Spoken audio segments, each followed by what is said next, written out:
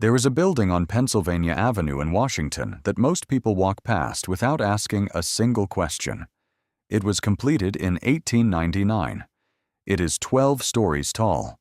Its clock tower rises 315 feet into the air. It was the first building in Washington to have its own power plant, its own electrical wiring, its own steel frame. It contains over 39,000 electric lights. The total cost of construction was $3 million. The federal government built it without collecting a single dollar of income tax from a single American citizen. I found the number that broke this story open for me while looking for something else entirely. I was tracing federal expenditure records from the 1880s through 1910, trying to understand how the government funded the Spanish-American War without personal income taxes. But the further I went into those Treasury records, the more I realized the war wasn't the real question. The buildings were. Because the buildings are still standing. Let me show you what I mean. In 1880, total federal revenue was $186 million.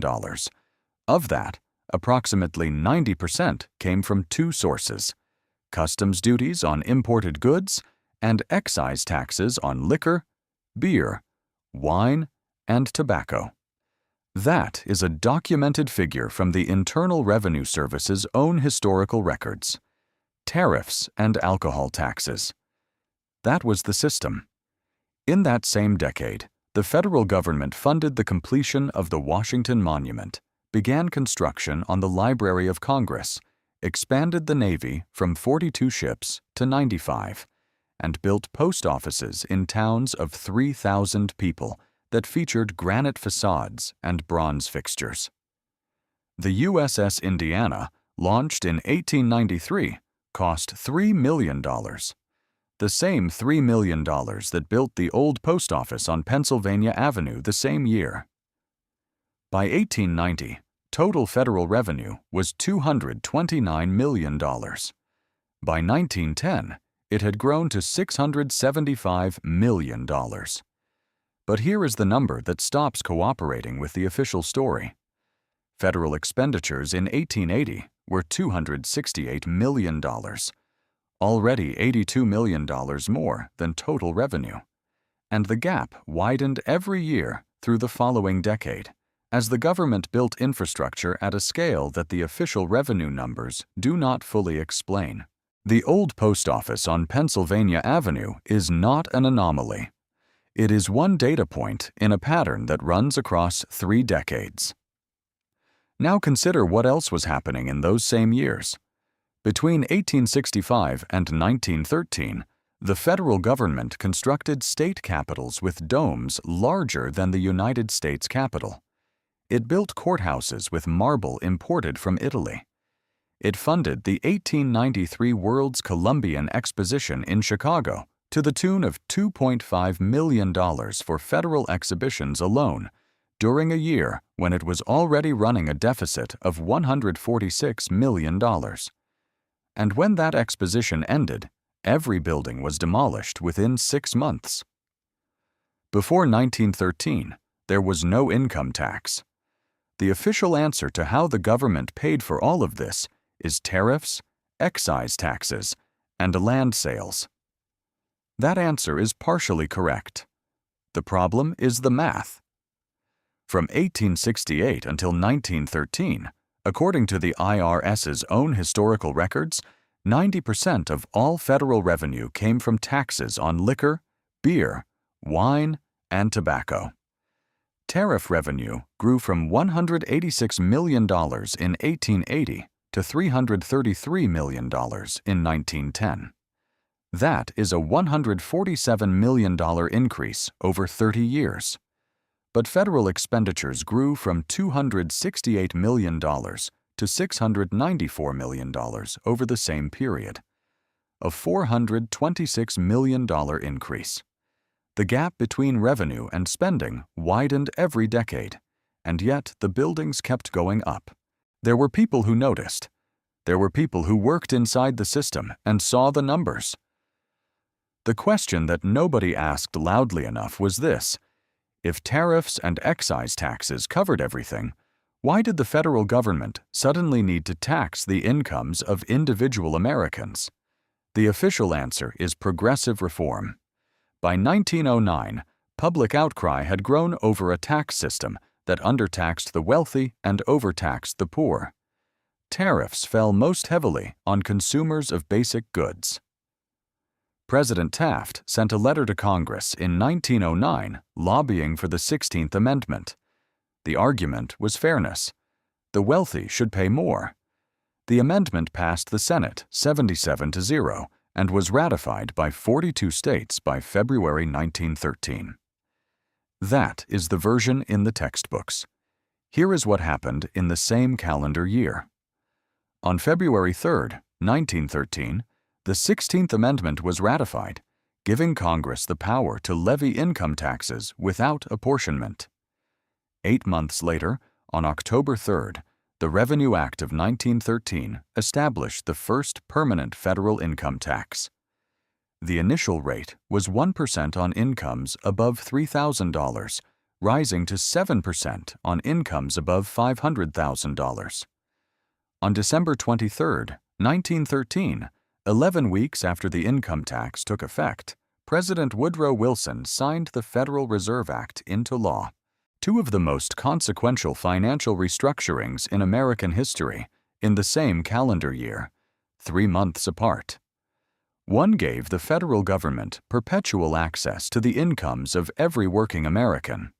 The other gave a consortium of private banks control over the money supply, the interest rates, and the credit of the United States. And the meeting where the Federal Reserve was designed had happened 3 years earlier, in secret. In November of 1910, 6 men boarded a private railroad car in Hoboken, New Jersey. They referred to each other by first names only. They told no one where they were going. They brought a borrowed shotgun to maintain the fiction that they were on a duck hunting trip. The destination was Jekyll Island, Georgia, where J.P. Morgan maintained a private club described in 1904 as the richest, most exclusive, and most inaccessible club in the world. The 6 men were Senator Nelson Aldrich, A. Piatt Andrew of the U.S. Treasury, Henry Davison of J.P. Morgan Company, Frank Vanderlip of National City Bank, Arthur Shelton, and Paul Warburg of Kuhn Loeb and Company. Together, they spent 1 week drafting what would become the Federal Reserve Act. The meeting was so carefully concealed that when the journalist B.C. Forbes, founder of Forbes magazine, wrote about it in 1916, people dismissed it as fiction. The participants denied the meeting had occurred for 20 years. They did not acknowledge it until the publication of Senator Aldrich's biography in 1930. The Federal Reserve History website, operated by the Federal Reserve itself, now describes the Jekyll Island meeting openly. The meeting occurred. The denial lasted 2 decades. The plan that emerged from that meeting, with names changed and language adjusted, became the Federal Reserve Act of 1913 almost word for word. Senator William Borah of Idaho argued against the income tax in congressional debates. He warned that it would shift financial power permanently from states to the federal government. He warned it would create a permanent administrative apparatus for monitoring citizens. He warned it would make the government dependent on a revenue source that required perpetual expansion. He lost that argument. The amendment passed. Now consider what the timeline looks like from outside the official version. For 124 years, the United States funded its government primarily through tariffs, taxes paid not by American workers, but by foreign producers seeking access to American markets. For 124 years, there was no permanent federal mechanism for taxing individual incomes.